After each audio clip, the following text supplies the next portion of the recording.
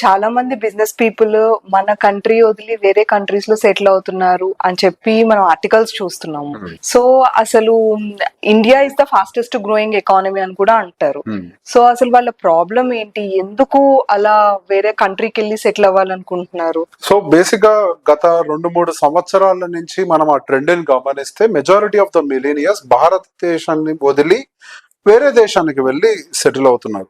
అది డిఫరెంట్ ఎక్కువగా యుఏఈ వెళ్ళి సెటిల్ అవడానికి ప్రిఫరెన్స్ కొంతమంది ఇస్తూ ఉంటారు, కొంతమంది సింగపూర్ వెళ్తారు, డిఫరెంట్ కంట్రీస్. సో బేసిక్ గా గతంలో కూడా దీని మీద నేను చాలా ఆర్గ్యుమెంట్స్ వినిపించాను. గతంలో టాక్సేషన్ పాలసీస్ వల్ల వాళ్ళు ఇక్కడ ఇండియాలో హై టాక్సెస్ కట్టడము, ఇట్లాంటి రకరకాల రీజన్స్ అనేవి మనం చదివాము, విన్నాము, నేను కూడా చెప్పాను.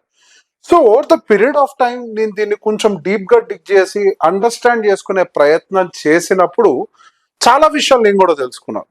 ఇప్పుడు ఇక్కడే పుట్టారు, ఇక్కడే పెరిగారు, ఇక్కడే కొన్ని మిలియన్ల రూపాయలు సంపాదించారు, $1 మిలియన్ అని చెప్పచ్చు. ఇన్ఫాక్ట్ ఆ డబ్బును మొత్తాన్ని వేరే దేశానికి వెళ్ళి అక్కడ పెట్టుబడులు పెట్టేస్తే అక్కడ వాళ్ళకి రెసిడెన్స్ ఇచ్చేస్తారు, లేదా రకరకాల గోల్డెన్ వీసాని ఇస్తారు, అక్కడికి వెళ్ళి సెటిల్ అయిపోతున్నారు.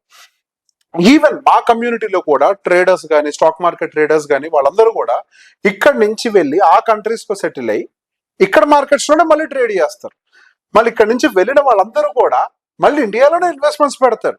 సో ఇక్కడ మనకి ఈ సోకాల్ ఇందాక మీరు చెప్పారు కదా, గ్రోయింగ్ ఎకానమీ, ఇన్వెస్ట్మెంట్స్ కి Indian market is so good, అందులో ఎటువంటి అనుమానం లేదు, ఆ విషయం వాళ్ళకు కూడా తెలుసు. కానీ ఇన్వెస్ట్మెంట్స్ కి, వాళ్ళ వెల్త్ క్రియేషన్ కి, వాళ్ళ వెల్త్ గ్రోత్ కి సో గుడ్ ఉండేటువంటి ఆ నేషన్ వాళ్ళు బ్రతకడానికి మాత్రం ఇష్టం చూపించట్లేదు.